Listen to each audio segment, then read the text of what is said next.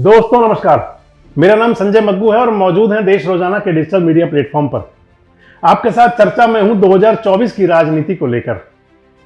और 2024 की राजनीति शुरू करने से पहले आपसे एक बात करें कि जब 3 दिसंबर को जब 3 राज्यों के चुनाव परिणाम आए थे और उसके बाद जो प्रधानमंत्री मोदी का भाजपा मुख्यालय में जो स्वागत हुआ था, भव्य स्वागत, और उस भव्य स्वागत के दौरान जब प्रधानमंत्री मोदी ने संबोधन देना शुरू किया था, तो उस संबोधन के दौरान सबसे पहले उन्होंने कहा था कि अगली बार ये तो हैट्रिक बनी है, 2024 की हैट्रिक की तैयारी है। संदेश ये था कि ये विधानसभा चुनाव 3 स्टेटों में तो जीत लिए, लेकिन 2024 के अंदर एक बार फिर हैट्रिक होगी, यानी कि तीसरी बार मोदी सरकार। जब प्रधानमंत्री जी ने यह नारा दिया था तीसरी बार के लिए हैट्रिक बनाने का, तो फिर सभागार में मौजूद भाजपा कार्यकर्ता जो गदगद थे 3 राज्यों की जीत से, उन्होंने भी सुर में सुर मिलाते हुए कह दिया कि तीसरी बार मोदी सरकार, यानी कि हैट्रिक की बात हो गई। इसको प्रेशर पॉलिटिक्स कहा जाता है। इसको प्रेशर पॉलिटिक्स के साथ साथ मनोबल बढ़ाने की पॉलिटिक्स भी कहा जाता है। इसका मतलब ये होता है कि कार्यकर्ताओं को, अपने पार्टी के नेताओं को यह संदेश दे दिया जाए कि हमारा मनोबल इतना ऊंचा है, हम इतनी हाइप पर हैं कि 3 राज्यों के अंदर भारी बहुमत से जीतने के बाद अगली बार, यानी कि जो 3 महीने बाद जो चुनाव होगा, जिस चुनाव का आगाज होगा, उसको भी हम जीतेंगे और बड़े अंतर से जीतेंगे। और इसके साथ साथ दूसरा, प्रेशर पॉलिटिक्स इसलिए होती है कि एक चुनाव के बाद दूसरे चुनाव का टारगेट अगर दे दिया जाए तो फिर कार्यकर्ता को लगता है कि वो बहुत महत्वपूर्ण है और उसके अंदर वो जुट जाया करता है। और अगर मान लें तो भारतीय जनता पार्टी और राष्ट्रीय स्वयंसेवक संघ यानी कि आरएसएस की जो कार्यप्रणाली का एक हिस्सा है कि कार्यकर्ता को, स्वयंसेवक को कहीं ना कहीं लगाए रखा जाए।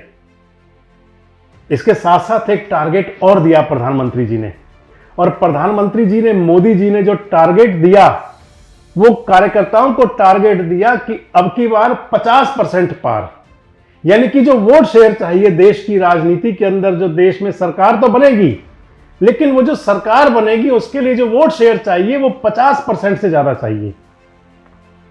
अब ये बहुत बड़ी बात है।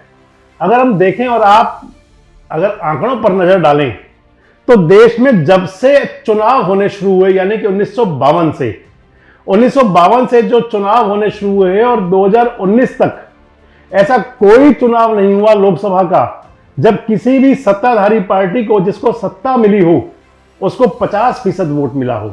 फिर चाहे उसमें प्रधानमंत्री मोदी हो, 2014 और 19 की लहर के रथ पर सवार बीजेपी हो, और उसके बाद में चाहे वो प्रधानमंत्री रहे, देश के पहले प्रधानमंत्री रहे पंडित जवाहरलाल नेहरू के नेतृत्व में देश के पहले, दूसरा और तीसरा चुनाव हो, चाहे वो चीन के युद्ध के बाद का चुनाव हो, चाहे पाकिस्तान से बांग्लादेश को अलग करने के बाद में इंदिरा गांधी के नेतृत्व में चुनाव लड़ा गया हो, फिर चाहे वो चुनाव इमरजेंसी के खिलाफ संयुक्त विपक्ष ने लड़ा हो, और फिर चाहे वो चुनाव इंदिरा जी की मौत के बाद राजीव गांधी जी के द्वारा सहानुभूति लहर के रथ पर सवार होकर लड़ा गया चुनाव हो, जिसमें कांग्रेस को 406 लोकसभा की सीट तो मिल गई, लेकिन वोट परसेंटेज जो था, जो वोट शेयर था, वो 50% तब भी नहीं हो पाया। आगे बढ़ने से पहले आपको बताएं कि 2019 का लोकसभा चुनाव जो हुआ, जिसके अंदर की भारतीय जनता पार्टी ने बम्पर मेजॉरिटी हासिल की, 303 सीटें मिली, एनडीए को कुल मिलाकर के भारी बहुमत मिला, और उस चुनाव में जो बीजेपी को वोट शेयर मिला वो वोट शेयर था 37%। मान लीजिए कि 63% वोट खिलाफ था, मतदाता खिलाफ था मोदी जी के। 37% लोगों ने, 37% मतदाताओं ने मोदी जी को अपना नेता चुना और 303 लोकसभा की सीटें मिली। और उससे पहले जब 2014 का लोकसभा चुनाव हुआ था तो उस चुनाव में भाजपा को जो वोट शेयर मिला था वो था 36%। और अगर हम बात करें कि देश के अंदर सबसे ज्यादा जो वोट शेयर मिला, जो सबसे ज्यादा मतदाताओं के पसंदीदा नेता रहे, वो पसंदीदा जो नेता के नेतृत्व में चुनाव हुआ और जो मुद्दे रहे, वो 1957 का चुनाव था। और 1957 के उस चुनाव में प्रधानमंत्री जवाहरलाल नेहरू थे और उनके नेतृत्व में चुनाव लड़ा गया था। 47.7% वोट शेयर मिला था। उस समय कांग्रेस को पंडित जवाहरलाल नेहरू के नेतृत्व में चुनाव हुआ था। और मान लीजिए कि 1957 के बाद आज तक किसी भी पार्टी ने, चाहे वो कांग्रेस ही क्यों ना हो, उस आंकड़े को छुआ नहीं। और 1957 से पहले अगर देखें तो 1952 में जब देश का पहला लोकसभा चुनाव हुआ गणतंत्र भारत बनने के बाद, तो उस समय कांग्रेस को 44% वोट मिला था। 1957 में मैंने आपको बताया कि 47.7% वोट मिला था। 1962 में जो चुनाव हुआ, जब चीन युद्ध हुआ था, तो उसके बाद में 44.3% वोट मिला था पंडित जवाहरलाल नेहरू के नेतृत्व में कांग्रेस को। 1971 में जो चुनाव हुआ लोकसभा का, गरीबी हटाओ के नारे के साथ इंदिरा जी मैदान में थी। पाकिस्तान से बांग्लादेश को अलग कर दिया था। देश के अंदर इंदिरा इज इंडिया का नारा गूंज रहा था। 46.38% वोट मिला था इंदिरा गांधी के नेतृत्व में कांग्रेस को।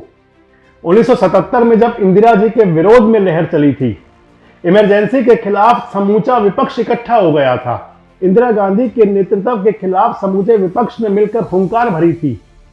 सरकार जनता पार्टी की बनी थी। इंदिरा जी के जो नेतृत्व को उखाड़ फेंका था देश की जनता ने, लेकिन जनता पार्टी को जो वोट शेयर मिला था वो वोट शेयर था 41.32%।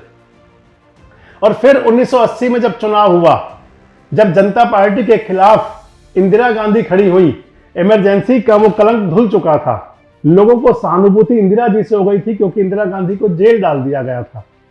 देश की जवान जनता, देश का आवाम नाराज हो गया था जनता पार्टी से कि उनको राज दिया तो राज संभाल नहीं पाए। इंदिरा जी के नेतृत्व में जब चुनाव हुआ 1980 का, तो कांग्रेस को वोट शेयर मिला 42.69%। और उसके बाद 1984 में वो चुनाव आया जब इंदिरा गांधी की हत्या कर दी गई। इंदिरा गांधी की उन्हीं के जो अंगरक्षकों द्वारा हत्या हुई। पूरे देश में सहानुभूति लहर थी राजीव गांधी के पक्ष में। 406 लोकसभा सीटों पर चुनाव में जीत दर्ज की राजीव गांधी के नेतृत्व में कांग्रेस ने, लेकिन जो वोट शेयर था वो भी 46.86 यानी कि 46.86% रहा, पंडित नेहरू से कम। और अब प्रधानमंत्री मोदी कह रहे हैं कि 50% वोट शेयर चाहिए, यानी कि रिकॉर्ड तोड़ना है नेहरू का वो 1957 वाला 47.7% वाला। बहुत बड़ी चुनौती अपने कार्यकर्ताओं को दे दी और इसके साथ साथ चुनौती दे दी अपनी पार्टी के तमाम नेताओं को भी। चुनौती मिल गई राष्ट्रीय स्वयंसेवक संघ के कार्यकर्ताओं को भी, आरएसएस के लोगों को, कि अगर हिंदू राष्ट्र बनाने की बात कर रहे हैं तो 50% वोट शेयर लेना है। और 50% वोट शेयर कोई यूं ही तो मिल नहीं जाएगा। 50% वोट शेयर तो 3 राज्यों में किसी राज्य में नहीं मिला जहां की बीजेपी की सरकार बनी। 50% वोट शेयर तो किसी ऐसे राज्य में रहा नहीं। और 50% वोट शेयर तो आज तक किसी पार्टी को मिला नहीं। इसके साथ साथ एक चुनौती दे दी तमाम कॉरपोरेट को भी कि अगर 50% वोट नहीं मिला तो फिर आप भी सोचिए कि आपके साथ क्या हो सकता है। यानी कि एक बड़ी चुनौती, एक प्रेशर पॉलिटिक्स का हिस्सा है, जो मैंने आपको वीडियो शुरू करते हुए कहा था कि अपने कार्यकर्ताओं पर, अपने समर्थकों पर, अपने नेताओं पर, उन शुभचिंतकों पर और उन लोगों पर कि जिनको आपसे उम्मीदें हैं, इतना बड़ा टारगेट दे दो कि वो कुछ और सोच ना पाए। और 50% वोट शेयर करने के लिए वो तमाम गतिविधि करें, तमाम एक्टिविटीज करें, तमाम काम करें जिससे कि वो जो वोट शेयर की बात 50% की करी वो पूरी हो सके। वैसे आपको क्या लगता है कि राम लहर के रथ पर विराज होकर जब चुनाव मैदान में उतरेंगे मोदी के नेतृत्व में भाजपाई, तो क्या अब की बार भाजपा 50% वोट शेयर ले पाएगी? और आपको क्या लगता है कि जो आज तक कभी नहीं हुआ, यानी कि भारत के लोकतंत्र के इतिहास में जो कभी हुआ नहीं, क्या वो अब होगा? और क्योंकि हर बार कुछ बड़ा और नया हो सकता है, तो क्या आपको लगता है कि इंडिया गठबंधन कोई चुनौती बनेगा नहीं और मोदी के नेतृत्व में क्या 50% वोट शेयर ले पाएगी बीजेपी? कमेंट्स बॉक्स में आके इन सवालों पर अपनी प्रतिक्रिया जरूर दें और इस प्रकार के वीडियोस अपडेट्स के लिए हमारे साथ जुड़े रहें, देखते रहें देश रोजाना।